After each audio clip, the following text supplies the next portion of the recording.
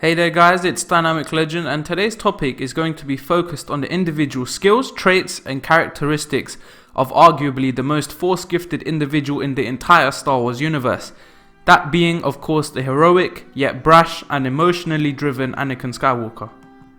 As I did in the How Powerful Was Luke video, I will use aspects from both Legends and Canon, simply because there is a lot more depth in character growth within Legends, and I personally think adding aspects of Legends into his life really gives us an idea of really just how powerful Anakin was, and how he held potential so great that he would have been able to eclipse any foe.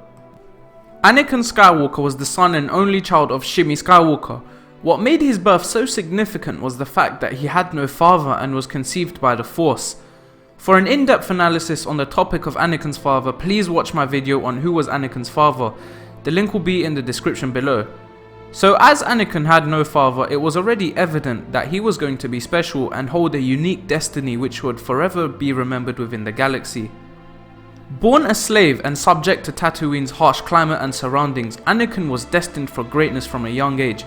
When he was 3 years old, Anakin and Shmi were sold to Gardulla the Hutt and were brought to Tatooine. During the flight, Anakin had premonitions of pod racing, and he saw a vision of himself as an adult travelling across the sands of Tatooine. At an early age, Skywalker showed signs of Force sensitivity, as he was able to sense things before they happened, sense the emotions of others, and not only this, but he had exceptional piloting skills, which Watto took advantage of when he made the child race his pod racer. Anakin was the only known human being known to survive and excel at this sport. Only Shmi knew of her son's abilities, and by the age of 9, which was how old he was during the Phantom Menace, he was strong, quick-witted, an expert driver, and excelled at building and crafting things, as well as mathematics and engineering.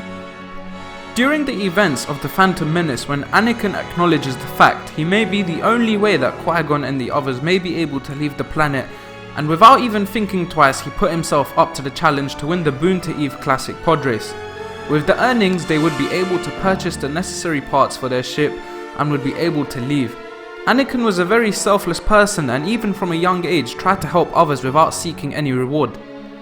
In Legends, during the night where Qui-Gon extracted some of Anakin's blood for a midichlorian test, Anakin had a very strange dream. During this dream, he saw war, darkness, armies and plenty of death, followed by Padme leading an army on an unfamiliar planet. His ability to sense things before they happened was one of the greatest abilities of Anakin, as they told the future. Normally for this skill to work, it would require a few Jedi Masters, all in deep concentration and in a state of mind. The fact Anakin was able to see things before they happened during his age is a testament to how powerful he would be. Ultimately, Anakin fought in the Battle of Naboo in a vicious starfighter battle above the planet. After accidentally joining the fight, he single-handedly destroyed the orbital droid control ship, which rendered the Trade Federation droids on the surface of the planet useless, and so saved the Gungan Grand Army from destruction and brought the conflict to an end. Note that he was only 9 years old during this time. It was the first time he was flying, and he was in space amidst the best pilots from Naboo, yet he was the one to destroy the station, and this too single-handedly. As Kenobi's Padawan, he found himself uncomfortable with the fact the Jedi Council and other Jedi treated him differently, in a somewhat discriminatory way due to his skills and abilities being far more advanced than his classmates. Whenever he was told by the instructors at the Jedi Temple to look inward with the Force, he was petrified at the great pain and power he sensed in his future, to which he described the sensation as burning like a sun inside. It was this fear which drove him to recklessness many a times, and despite discussing it with many teachers, all would say it was a possible future, and in order to prevent this from happening, he would have to stay more focused and less reckless with his emotions. As Anakin was a very passionate person and used his emotions to his benefit, much like the new Jedi Order made by Luke, as they did not think restricting emotions was the answer to fear. At the age of 12, Anakin had programmed a droid he built with the fighting specs of Darth Maul, so the droid would engage in combat in the exact same way Maul would. Anakin built this droid to test himself against the same person who killed his old temporary master Qui-Gon Jinn. In the presence of Palpatine, Obi-Wan and Mace Windu, Anakin destroyed the droid. This is proof of the immense skill and sheer ability of the young boy. Considering Maul was able to kill so many Jedi Masters, including Qui-Gon, it came as a shock to Kenobi and Windu, who were utterly bemused at how he was able to best the droid. Palpatine, however, was more impressed with Anakin and had decided to keep an even closer eye on the young Jedi prodigy. When Anakin was 15, he was sent alongside another student known as Ferris Olin to Andorra to stop rogue mercenary students from killing a senator. Anakin was able to befriend the students and pretended to join them as they would be starting a mock attack.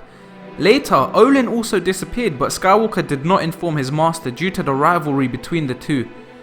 Before the mock attack was to begin, he found out it was a real attack and that it threatened to start a civil war. Before he could leave to inform Kenobi, the leader of the group, revealed as Gillam Tarturi, the senator's missing son, informed Skywalker that the Padawan would have to die in order for his plan to proceed. Left with no choice, Skywalker disarmed Gillam and the rest of the squad members, shut down the lasers of the starfighter the group was planning to use, and at the same time destroyed 10 attack droids. At this point, Kenobi, along with fellow Jedi Siri Tachi and Ferris Olin, had arrived to aid Skywalker, but he had already finished the fight. Skywalker's level of skill already equaled some great Jedi Masters during this time, and he was merely a young teenager. On his first solo mission, whilst he had to protect Padme, he experienced a violent vision of his mother getting tortured and dying. This prompted him to travel to Tatooine accompanied by Padme. After talking to Watto and the Lars family, Anakin discovered his mother in a Tusken Raider camp. She had been severely beaten and tortured at their hands in a blood ritual and was dying. After sharing precious last words with his mother, she passed away in his arms. Consumed with grief and rage, Skywalker slaughtered the entire village of Tusken Raiders, men, women and even children. Only then Skywalker brought his mother's body back to the homestead, where her funeral was held and where he claimed he would become so powerful in the Force to stop people he loved from dying. This started his eventual path onto a greater quest for knowledge and his desire to protect all he cared for. This being the path of the dark side.